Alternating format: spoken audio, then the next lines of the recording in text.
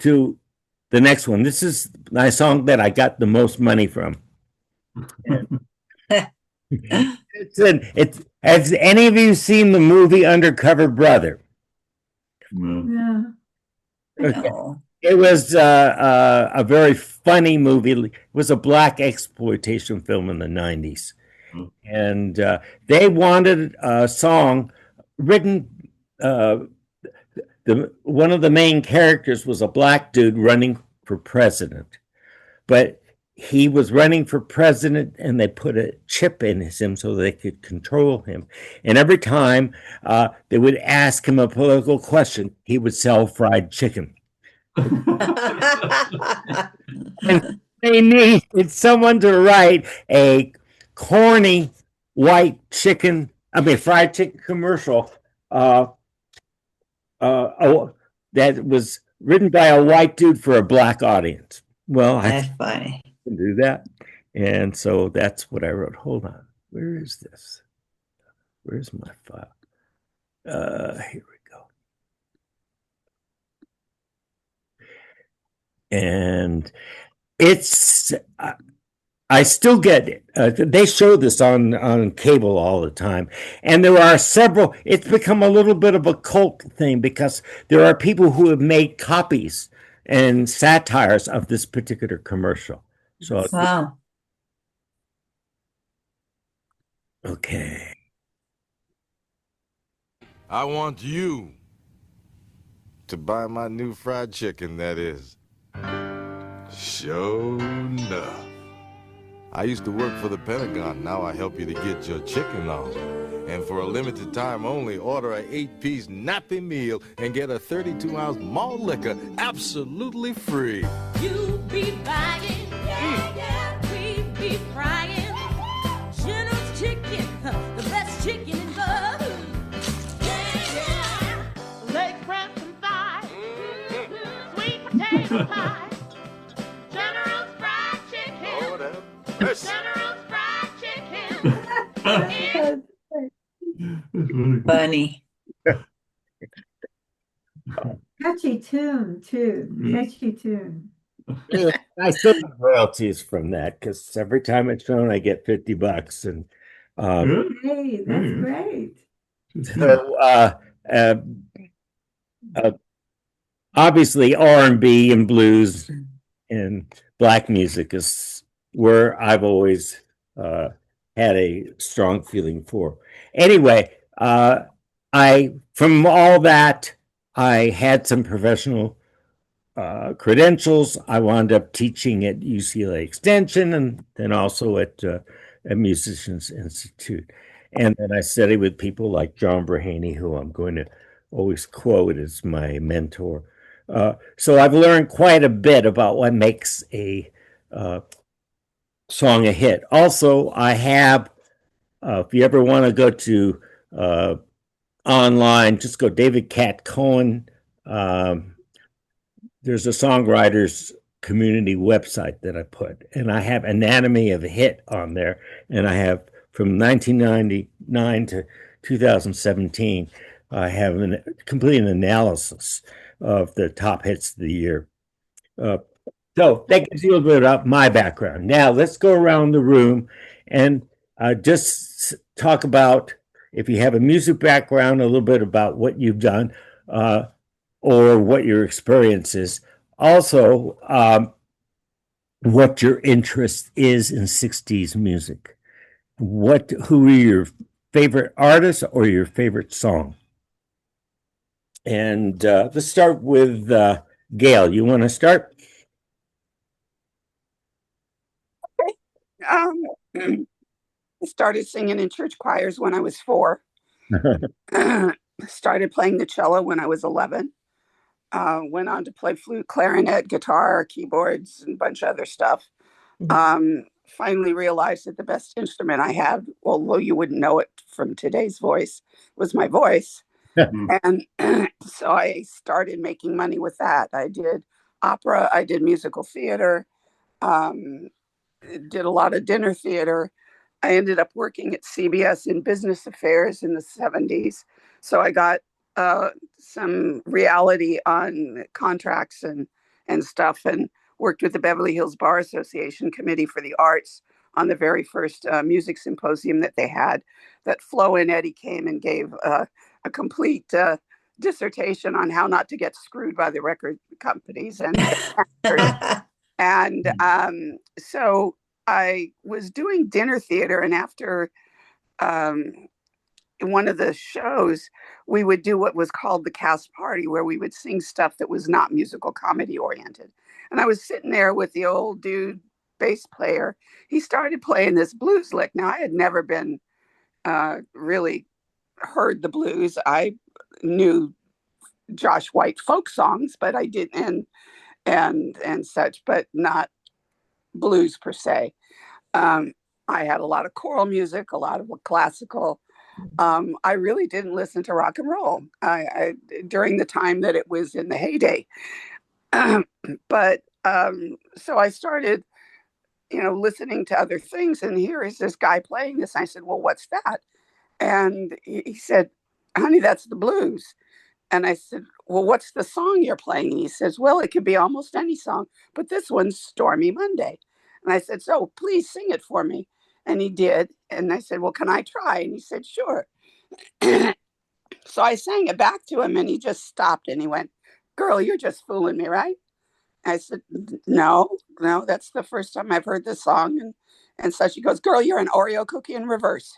My first professional job was actually as a cellist for a television program.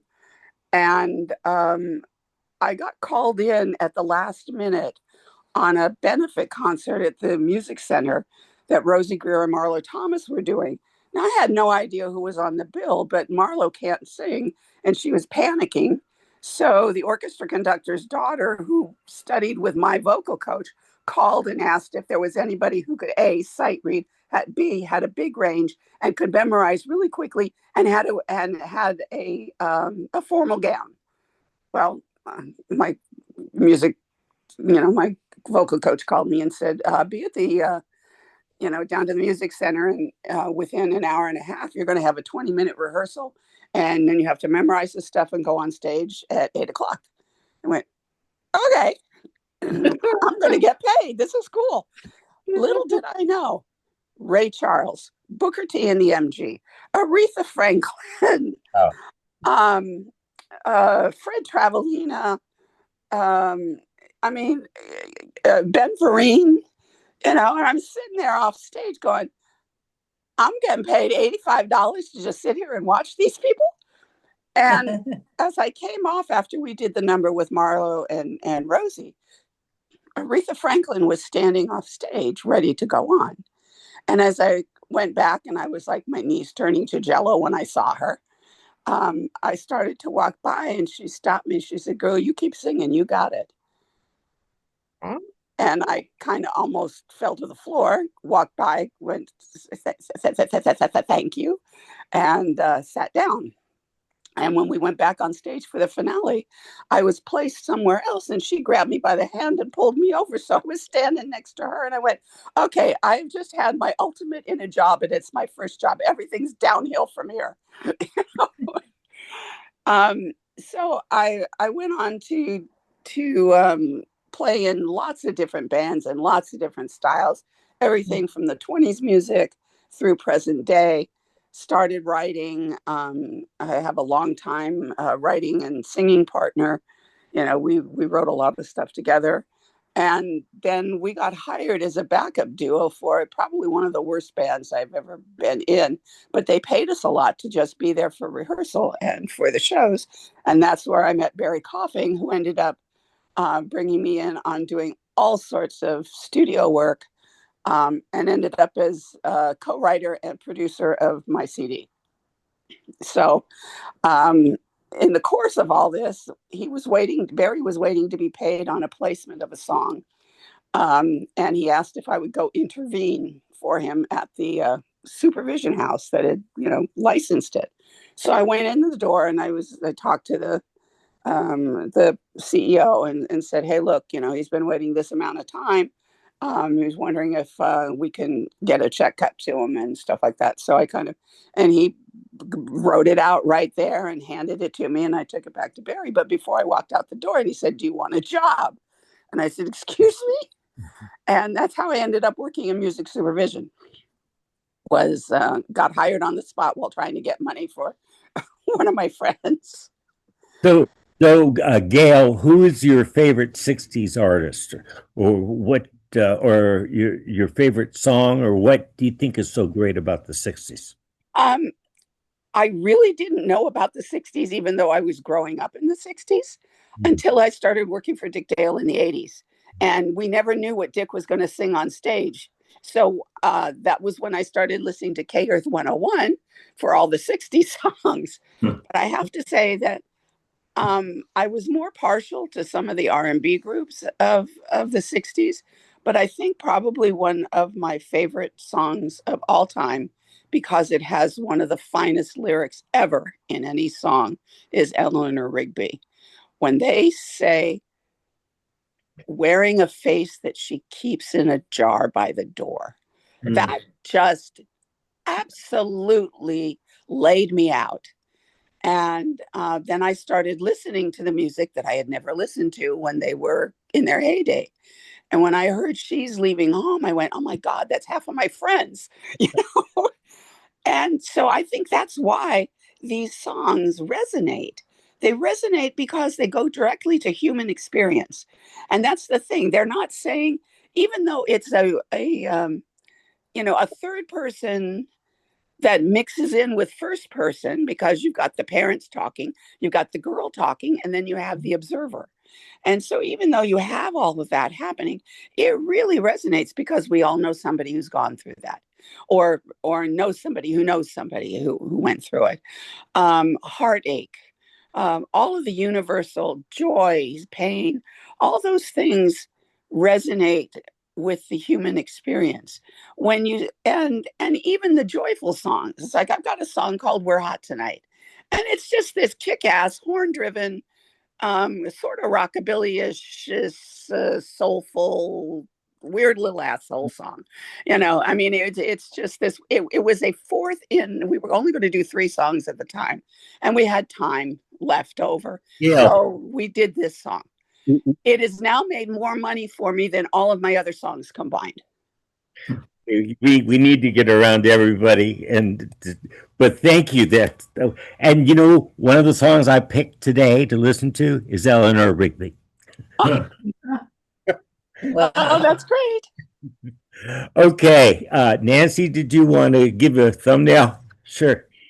Yeah, I first heard the Beatles and watched them on television. I believe I was like 7 years old, and frankly, I became a Ringo Starr fan immediately because I was drawn to the drums, and yet the music itself just drew me right into that TV set. And I believe they played "Help," and lyrics that they seem to repeat themselves. Whatever songs were being played at that time, it's just that they had, it was like a hook, like they would sing and then they would do something that would make you want to sing to it. So when "Help," I'm not sure it was "Help" was on there, but you were already singing it the next time it came around, and of course shaking your head like they did, and just having a good time with it. But I do play drums. I was banging on pots and pans and oatmeal boxes and driving my parents crazy. They finally got me a little drum set. I outgrew that. They got me another one that was not quite, still toy category. I went through that. And eventually, piece by piece, they built me a Ludwig drum set kit, which I have to this day, the whole kit from the 60s. And my mother played piano by ear. And so when I was born, I had piano music being played in our home for all my life. And she played so many different beautiful things. And like Claire de Lune, whatever I hear to this day, I think of my late mother. And so I would watch her hands on the keys, and I eventually learned how to play piano. I could hear it and play it. And then the guitar I play also, and I learned that at 11. I taught myself how to play guitar. And I know we're sticking with the 60s, but the songwriting part that I do also came with by listening to a lot of artists that my mother and father would both bring me to the television and have me listen to these artists that were on Johnny Carson, the late night show, Tonight Show. And so I was very well aware of so many different artists and music, 60s and all of that. As I was growing up, so I developed an appreciation for music of all kinds. Judy Garland, all of those people that came on that man's show. And so when Tapestry came out, that was it for me. I believe I was 11, and I knew that that's what I wanted to do. I wanted to write my own songs. And so I started doing exactly that. And by the time I was 13 or so, 14, 13, I would play local coffee houses with music that I wrote in Detroit, where I grew up. I was born and raised there, and did that through my teens, and played in bands, drums, and I played guitar and piano in the coffee houses and things like that. But favorite songs, I would have to say there was nothing that the Beatles didn't do early on and later, I mean, that I didn't like, because that was the group that drew me to how they could get it. They got attention with their music, and it was so melodic, and then I was aware of the harmonies that were going on for some reason, and the beat that just drew me in. And of course, because I like to play drums, but it was just a whole part of their formula, I guess. So I can't really say I can definitely tell you, I loved all the music, like Jimi Hendrix, Mamas and the Papas, different people that you mentioned that we were going to take a look at. Every single one of them. I loved all of them from the 60s, and I love all of that. And a lot of the, even a lot of the folk music, and Joni Mitchell music, etc. And then I'm not sure when I first. Do you know what year Jimmy Webb came out with the song that Glenn Campbell sang for him and made it so popular? I got to Phoenix.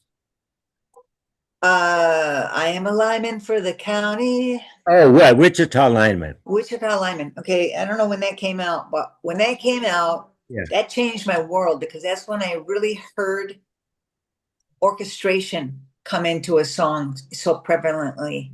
I think 70s. I'll have to look.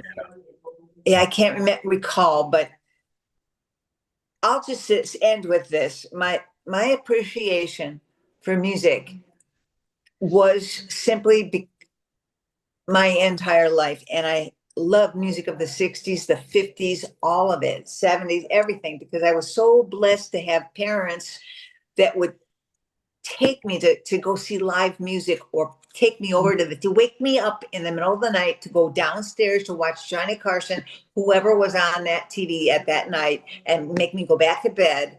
So and then my mother sang and danced. She was also a model, and she did a lot of just community theater because she was raising a family, but she was absolutely wonderful. So I've had quite an exposure to a lot of different music. So when your this program was going to be available, well, it absolutely made me want to revisit those songs and see what you had to say about them.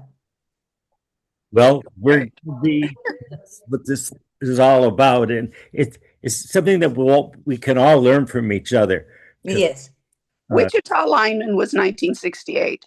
Oh, Oh, there you go. How you like that? Thank you so much. Honestly, when the line there also, that's when lyrics blew me away, because he says, because I need you more than want you, but I want you for all time. And I was young and I was like, what did he just say? And it really touched me. And then the part came where the strings come in, the da da da da da da da da da da da da da da da da, and I got chills at that young age. And I said, my God, violins were playing, all that. And I said, you can do everything with music, anything at all. And I was hooked. That was it for me. And now I play, I'll end here. I'll end. Interesting. I'm in St. Ignace now, and I'm playing, in the summer times, I'm playing live music. I perform live music. I play guitar and sing mostly covers, and I sneak in some originals because this is a tourist town. So there's a lot of work here in the tourist town from like May till Labor Day weekend, and I'm working all the time. And then I play drums with other bands in the town, doing cover tunes, that for sure, that because and of course the 60s music comes up, and there you go. okay. Thank you. See, we're going to need more than an hour for our. It's great. I'm going to expand it next week to an hour and a half. All right. That's like we like to talk, and what is good? A discussion group, people who like to talk. Yeah. Yeah, and interesting. Heard from a couple more people, and I know I started with the more musically, with more musical experience, but everybody's point of view is really valid here. So Linda and Alan will introduce yourselves and what your favorites, why you want to know more about 60s music, what you love about it. Well, listening to those last few people have shared, it's just amazing. I'm more of a consumer. Mhm. No musical background at all. But I grew up in the 60s in London, and got to listen to the Stones playing really early on in the early 60s at Eel Pie Island, before they were just well, I guess they were a backup group. So, being a Londoner, we didn't really think too much of the Beatles. They were a Liverpool group, and there's a lot of rivalry at the time between London groups and Liverpool groups. And so my favorite group at the time was probably The Who. Mhm. Oh, wow. Yeah. I got this memory. I just turned. I'm in my 80th trip around the planet, around the moon, the sun this time. So yesterday was my birthday, my 79th birthday, and I Happy still birthday. being in college in the cafeteria, in late teens, I guess, and the Who song "My Generation" was very popular at the time, and for some reason everyone broke out singing the song in the cafeteria, and there was one part of it. It was like an anthem. Hope I die before I get old. And you know what? I look back on that and think, well, maybe not such a good idea after all. But so that's my experience, my exposure to music, and didn't go to too many rock venues, but I grew up in the 60s, so exposed to a lot of the 60s music. And of course, the Beatles were very, very popular at the time. And but we considered back then, I was more of a rocker sort of type at the time, had a motorcycle and all that. And the Beatles were more for girls. Mhm. it's a girly group, you know, and so for the Stones and the Who, and they're more my style. So that's me. But I love listening to all this too. Very, very good. Just amazing how many talented people are around. Well, one of the when you study the '60s music, uh, one of the major subjects is called the British invasion. So you were at the right place at the right time. Yes, yeah. Music that really transformed a lot of Right. popular music in the U.S. Yeah. And I guess the other thing I've often wondered about is that these were kids, you know, they're my generation, you know. Mhm. And how the hell did they manage to write those words? How did they do that? Where did it come from? Did it come, was it sort of channeled? I mean, these were just little Budlians, you know, they're just school kids, you know, pretty much out of school and pretty ignorant, you know. I mean, well, I guess they're pretty well educated and they went to grammar school and everything, some of them. But where do those words come from? Where do the lyrics come from? How do they get those get it all together to do that? There's some magic there somewhere. It's got to be. It's not just it's some sort of channeling or something that we're doing to get all. Sometimes I just think that I open up to whatever is out there, and I have the good sense to pick out the good stuff. It sometimes does not even feel like it's me. Yeah, yeah. Maybe that's how they were working, because particularly the Beatles, the Stones, and the Who. And that was probably easy to imagine that they could come up with some of those words, but with some of the lyrics. But yeah, as you say, like some of the songs you mentioned, they're very, very thoughtful and deep and meaningful, and they've endured, you know, and that's why they touch people today as they did back 60 years ago.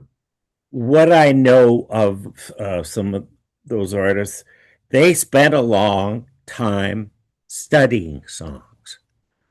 Mm. I know They didn't have a long time. They were in their teenagers. yeah, and but they were obsessed about listening to songs and learning. And I know when I write, part of it is channeled.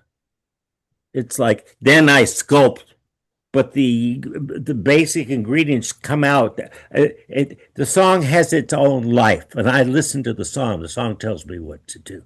Yes. Yeah. Sometimes you go in with a fixed idea, Yeah. and then the song says, ain't gonna do that. We're going over here. Yeah, but I want to do this. Nope, back over here. Yeah, I get it. I get it completely. My songwriting mentor was Darnielle Pershing, who was the musical director for Fifth Dimension and Johnny Mathis. And I remember one song that I had written. He goes, "Oh, great first verse, wonderful second verse. The chorus just really is excellent. And what did you do? Go into the bathroom and then come back with a different perspective for verse 3?" He said, "It's a nice verse, but it has no place in this song. So take it out and write me a new one." And that's sometimes what happens. Yeah. Okay, Linda. Well, I'm just a fan, not a musician. But in the 60s, early 60s, I was going to college just outside Detroit. So lots of rhythm and blues and lots of incredible music just right there. But friends of mine in college, we just listened to all kinds of music together, and they were musicians, especially folk singing types of stuff, but some other things too. And I remember when a new Beatles album would come out. I mean, it was just amazing. Everyone stopped whatever they were doing. You know, we all just had to meet immediately and listen to that record, you know, over and over, because somehow they were just tapping into, like you're saying, something so profound and that a very uplifting kind of music, the melodics of it, as you've said, others have said. And then from there, I went with a group of these friends to LA, where they tried to become famous and they wrote their own songs and they had a manager. But the manager eventually had to decide. He had two groups, the Stone Ponies and my friends. And gosh, for some reason, he chose the Stone Ponies, you know. So we went up to San Francisco, and again, another completely different kind of music, a lot of it. But that was where, I mean, Dan Hicks, I just, loved hearing Dan Hicks as well as many other that came through. And then actually, Alan and I, when Dan Hicks had a comeback here, which was like about 25 years ago, 30 years ago, in Solana Beach here. So yeah, at the Belly Up. And so we would go to hear Dan Hicks whenever he came. Another melodic songwriter and writing these touching songs. I also really loved the early Beach Boys stuff. Again, We'll go over the Beach Boys. Sure. And but all kinds of music. I mean, the 60s was so great because there was just so much energy and so many different wonderful kinds of music to listen to. So love those 60s. Glad to be here. Thank you. Elizabeth, would you like to share what you love about the 60s or your experience with 60s music? Well, it's funny when you're talking about my mother was British and she grew up in a farm in Surrey and she did not like any of the music that was going on. She was too busy working the farm, so I didn't have any support. You know, when I finally got my own car, then I could go and see all kinds of things and whatnot. But up until then, I was just a musician, or I played the cello, not very well. I still don't play it very well, but I just always have liked music a great deal. Marvin Gaye is my all-time favorite. Oh. Right. Yep. That's all. And thank you for all of you over here. That's so fascinating. You have so much information. It's like wonderful. I think one of the things I want to say is that somebody who is an appreciator of music, you're not just a listener. Because what we do, we may do because we feel that it's as natural as breathing and we have to get it out. Mm-hmm. But if there's nobody listening to it, it becomes like this little insular thing. Whereas if we can share that with the listeners and it touches them and it makes them feel and it makes them think, whatever it is that we're trying to convey, that is powerful. I mean, I think one of the reasons why some of the 60s music is so powerful and is so relevant today is because there was huge social change happening. Yeah. Now we're having that happen again. We have, and you know, times are bad when all of a sudden folk music becomes really popular again. And there's a young man named Jesse Wells. Now he was up for 4 Grammys this year. And he's prolific. He is biting. He is thoughtful. He has resonated. There are country artists. There is this gal named Gwen Levy who wrote a song called Barefoot and Pregnant. Now the woman is lesbian. She's a big girl and the song is country. And she's talking about the Christian nationalists who are trying to keep all the women barefoot and pregnant and women losing their rights. When you've got country artists, you've got a male country artist who's saying it's not about left and right, it's about up and down.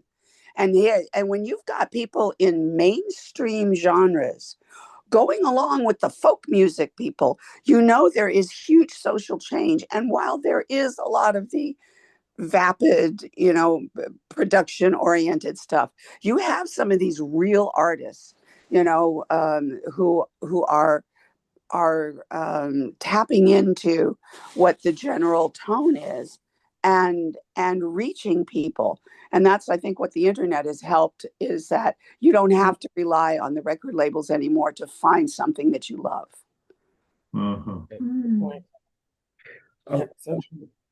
Well, thank you everybody for your input. Let me just I only booked this room till 1:45, although I don't know if it kicks you off or maybe we just get to keep going. But what I'm going to do, I want to play two songs that I picked from the early Beatle era. And what we'll do is I'll just play uh, the very first song on the Ed Sullivan Show that I think changed pop music overnight from the Beatles. And then the other one was Eleanor Rigby. So, Gail, I was right on your wavelength there. So, and I want you to listen. They seem like completely different songs, and yet it's the same artist and it's the same excellent songcraft. So, what we'll do is we'll listen to it. We can have a short discussion. I don't know how much time we'll have, and we'll continue the discussion next week. You can think about it for over the week, things, what there is the same or different between the two songs. And so let me play a couple minutes of each song here.